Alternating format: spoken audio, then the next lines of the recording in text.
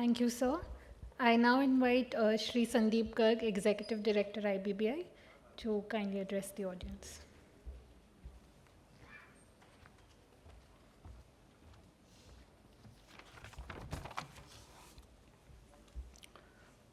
Distinguished panelists on the dais, distinguished guests, colleagues, ladies and gentlemen, I am grateful for giving me this occasion to speak on such a relevant topic: freedom of entry, freedom at marketplace, and freedom of exit.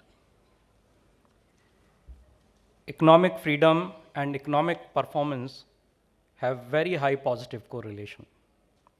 In India, the index of economic freedom, which measures the degree to which the policies and institutions of an economy are supportive of economic freedom, has substantially improved since the 1990s.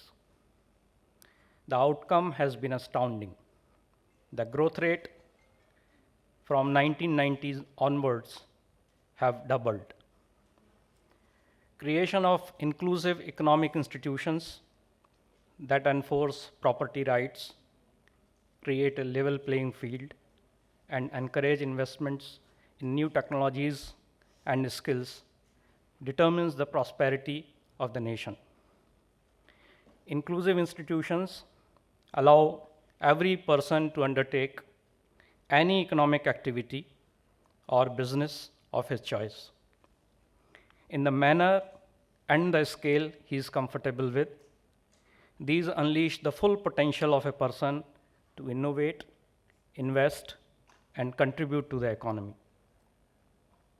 Thrust of reforms since 1990s has been provision of economic freedom, inclusive institutions to protect freedom, and regulation of such economic freedom only to address market failures. Markets need freedom broadly at 3 stages of business: to start a business, free entry; to continue the business, free competition; and to discontinue the business, free exit. The first stage, free entry, ensures allocation of resources to the most efficient use. The second stage, free competition, ensures efficient use of resources allocated. And the third stage, free exit, ensures release of resources from inefficient use and consequently the highest possible growth. The reforms initially focused on freedom of entry by dismantling the license permit quota raj, by replacing Industrial Policy Resolution of 1956 with the Statement on Industrial Policy 1991. MRTPC Act was amended to remove threshold limits of assets with emphasis on controlling and regulating monopolistic, restrictive, and unfair trade practices. Import and Export Control Act 1947 gave way to Foreign Trade, Development and Regulation Act 1992. Capital Issues Control Act 1947 gave way to Securities and Exchange Board of India Act 1992. It allowed the business meeting the eligibility requirements to access the markets without any approval from any authority. The reforms then shifted focus to freedom of doing business. Foreign Exchange Regulation Act 1973 gave way to Foreign Exchange Management Act 1999. Establishment of Telecom Regulatory Authority of India in 1997. Insurance Regulatory Development Authority of India in 1999.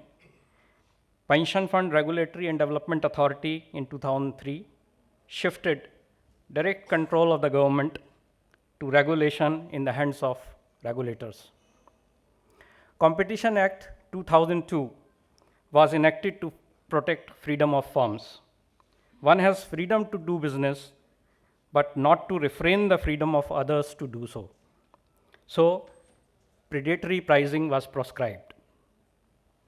Now, coming to the freedom of exit, it is important for 2 reasons.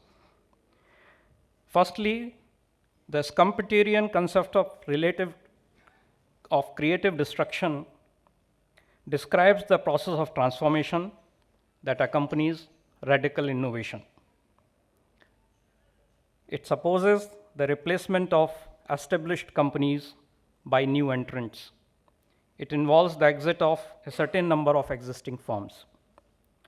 Besides this renewal of productive system, it ensures exit can also have a positive value, since individuals who have closed down the company they owned or managed previously are more likely to engage successfully in a future entrepreneurial activity. However, this exit has to be in an orderly manner. In absence of such mechanism, lenders are unable to recover their debt and thereby discouraged from lending. This reduces availability of finance for even genuinely viable projects. Further, low and delayed recovery pushes up the cost of lending, and consequently, fewer projects remain viable. A firm may fail to deliver as planned for a variety of reasons. It could be because of faulty conceptualization of business, inefficient execution of business, change of business environment, or even malified design in some cases. Regardless of the reason, the failure impacts macroeconomy in several ways and needs to be addressed expeditiously. Such failure usually manifests in default in repayment obligations. These defaulting enterprises fall in two categories: those that are economically distressed and not viable, which should be put out from the market, and those that are experiencing temporary financial difficulty and whose distress is due to peculiar events or conditions, and they should be supported. A performing system is supposed to be able to make a good screening of these two kinds of profiles. That is, it allows temporarily distressed companies to be rescued and definitely compromised situations to be solved by liquidation. As underlined by an abundant literature on this topic, the crucial stake at this stage of the insolvency path consists in minimizing the occurrence of type 1 and type 2 errors. That is, to liquidate firms whose probability of recovery is very low, whereas the companies which still have capability to restore their business should be supported.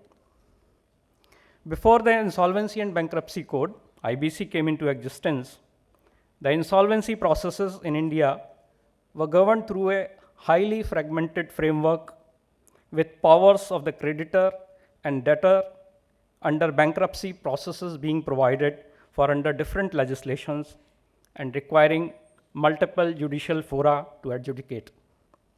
For example, Sikh Industrial Companies Act 1985 focused on revival of Sikh companies. It looked at the problem from the perspective of Sikh company and workmen.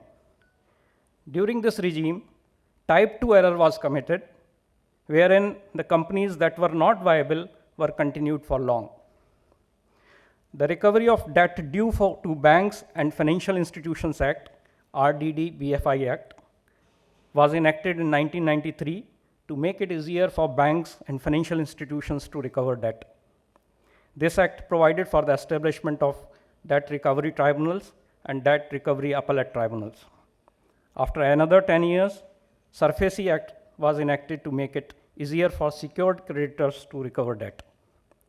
Both RDD-BFI and SURFACE were enacted from the point of view of creditors' recovery. In these acts, there are higher chances of committing type 1 error, where even viable enterprises are forced to wind up as their productive assets are taken away. Further, since the implementation of these acts required different judicial fora, the processes were long drawn. In a situation where one forum is deciding on matters relating to the rights of the creditors, while another forum is deciding the rights of the debtors, the decisions were readily appealed against, stayed, and overturned in higher court. So there was a need for a comprehensive insolvency resolution legislation which focused on resolution of the debtors while taking care of the interest of creditors. The enactment of IBC in 2016 marked a significant departure from the prevalent practices. The code recognizes that insolvency is an outcome of market forces. It incentivizes, facilitates, enables, and empowers market participants to resolve insolvency. The first order objective of the code is resolution. Only in cases where market is not giving any viable resolution plan, liquidation is resorted to. This approach tries to minimize both type 1 and type 2 errors. The code offers a market-directed, time-bound mechanism for resolution of insolvency, wherever possible, or exit wherever required. And thereby, it ensures freedom to exit. However, we have a long way to go. Only a part of the code has been operationalized, and we are having capacity constraints. To fully operationalize the IBC and give freedom to exit to all, we need to develop more capacity and better systems to deal with large volume of cases. I hope we are up to the challenge before us. Now let us take a peek in the impending future. Modern times have been characterized by information and technology revolution. This revolution is changing the way business is conducted and wealth is being created. We have Google, to whom we turn for answer to all our questions, but Google doesn't own that knowledge, but searches the whole knowledge of the world for us and gives us the most relevant result. Uber, the largest cab company in the world, doesn't own any vehicle. Facebook, largest media company in the world, doesn't create any content. Alibaba, world's largest retailer, doesn't own any brick and mortar retail store.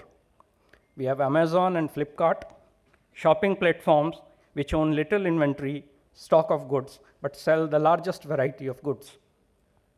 Airbnb, the largest accommodation provider in the world, owns no real estate.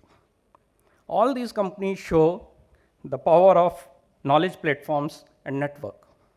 In all these new economy companies, knowledge takes precedence over physical assets. It has never been easier to start a business if you have the right knowledge. New modes of funding, like venture capital funding and private equity, have made it easy to raise funds, even in risky businesses, without reaching mass markets. However, business models are changing fast and very rapid pace. Viable businesses become unviable because of emergence of new business models or a new technology breakthrough. However, freedom to exit has not kept pace with the freedom to enter the business. It will be a challenge for all of us to design the exit system that ensure exits are as easy as entry in this new economy. We have our task cut out.